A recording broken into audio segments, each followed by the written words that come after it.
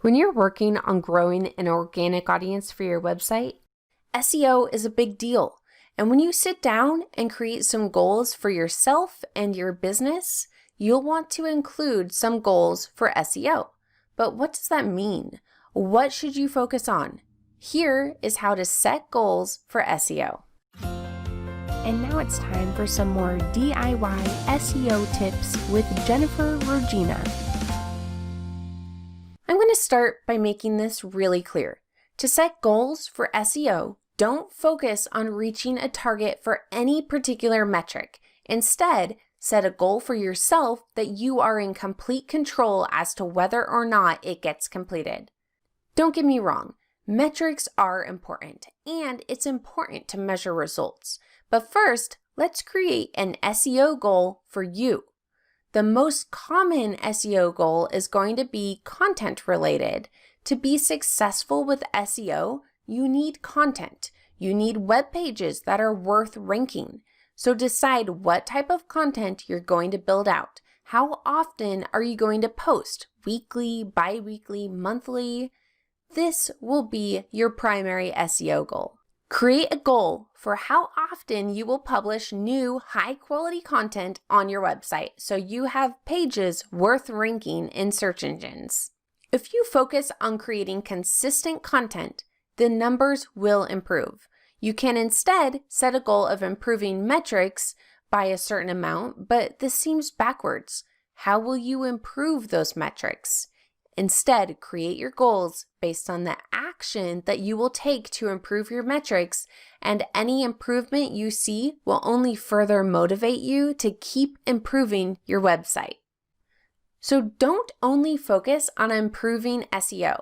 Getting search traffic is important, but it's only half of the puzzle. Once those people visit your website, you want to make sure that they convert. If you focus solely on getting search traffic and you don't work on improving the experience when people visit your site, you're wasting your time. For SEO to be successful, you need to get people to click on your website, and then your website needs to convert those people. So when you're making goals for SEO, don't stop at considering how you will grow your organic traffic. Also, create a goal to improve your conversion rate. To do this, first, you need to understand what you want people to do when they access your site. What do you consider a conversion? You likely have multiple conversion paths. Your primary conversion might be for people to make a purchase or to register for an account. Before they get to that point, there's likely numerous micro conversions that they are more likely to take on your website. So some of those smaller micro conversions could be watching a video or downloading a free guide or signing up for an email course. Ideally, your micro conversions will exchange a content item for an email. Once someone gives you their email, you then continue the conversation. You offer value, and then more value, and then even more value. Then you share how your product can help. Then you keep providing value and continue communicating in that manner. Over time, people will become more familiar with your brand, and when they're ready to make a purchase, they will go back to your website. These are the conversion paths you want to optimize to grow your SEO. The smaller points that take more time to convert to your primary conversion. Someone coming to your website from search likely isn't going to buy your product today. There is a much better chance that they'll download the free PDF guide that you have available. So start by offering a high-value freebie and building trust and authority with your site visitors. Just like with the SEO goals you created earlier around your content creation, create conversion optimization goals in a similar fashion. Don't create a goal of improving your conversion rate by a certain percent. Instead, create a goal that you can control. Do you already have a freebie to get people on your email list? If not, start there.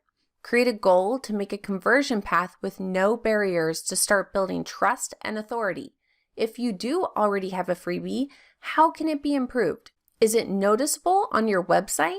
Is it clear what problems it solves and why it's worth getting? Can the actual item be improved? Do people open the emails you send after the fact, or should the subject lines be improved? Create a goal for yourself to improve the desired conversion path that you want people to take after they visit your site from search engines. Once you complete the goal, you'll be able to monitor the conversion rates to see the results and understand the impact of the change. But set your goal as the action that you can perform, and then use the metrics to measure the result. Next is you want to make sure you're optimizing your existing efforts. So getting SEO traffic from new content is great, but don't forget about the pages on your website that are already bringing you SEO traffic. Go to Google Analytics and then go to Behavior, Site Content, and Landing Pages. Add a secondary dimension of medium, and then use an advanced search to only include the medium dimension of organic. This will show you the top pages that people land on from organic search traffic. Look at the pages where you get the most sessions. Review those pages. Is the content still accurate?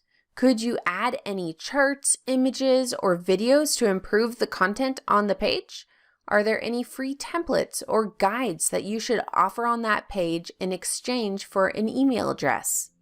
Create a goal to review and update the pages that currently bring in the majority of your organic search traffic. Okay, and then lastly is you do want to understand the metrics to measure for SEO results. So now you have at least 3 SEO goals that you have complete control over if you achieve them or not. You have an SEO content creation goal, a conversion optimization goal, and a goal to improve the current top SEO content. Now you need to understand the metrics that you can measure to determine the impact your goals had on your site performance. The 2 main metrics that you'll monitor are traffic and conversions. Okay, so this is how you'll measure search traffic. When your website is brand new, your search traffic will probably be very low. And if you just spent months or even a year building content to improve SEO and your traffic numbers are still low, that can be discouraging. Just because your website doesn't have much traffic yet doesn't mean your efforts aren't having an impact. When your website is brand new, monitor search impressions instead of traffic. Search impressions will be the first metric that starts to climb when you focus on improving SEO. Your content will start to display more in search engine results pages, which increases your impressions. This is positive growth that you should be proud of.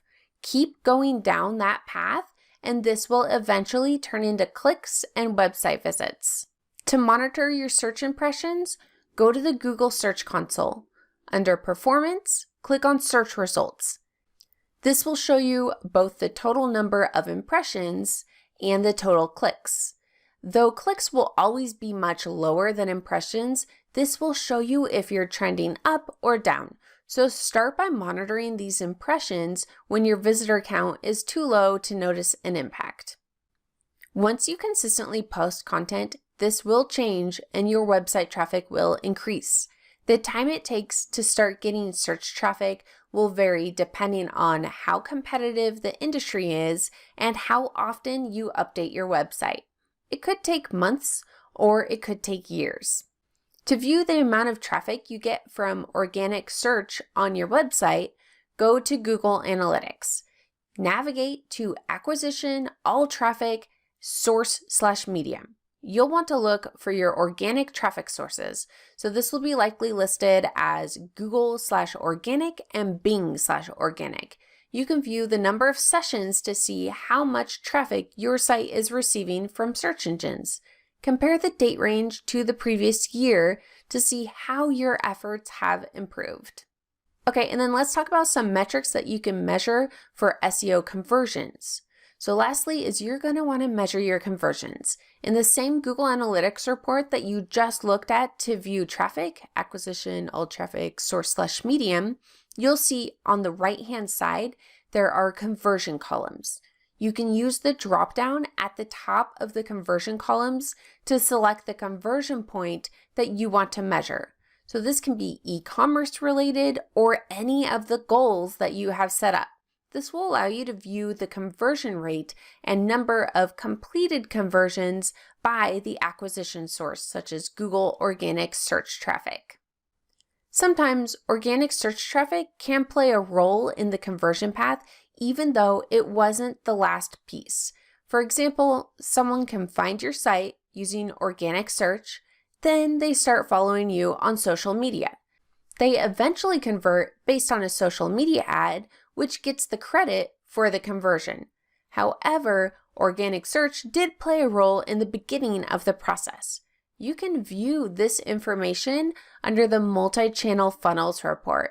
So just go to conversions, multi-channel funnels, and then assisted conversions. Here, you can view how the various channels play a role towards conversions. In summary, to set goals for SEO, focus on the actions that you're in control of.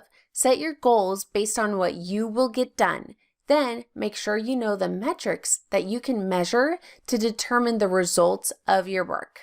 Get the work done, then measure the results.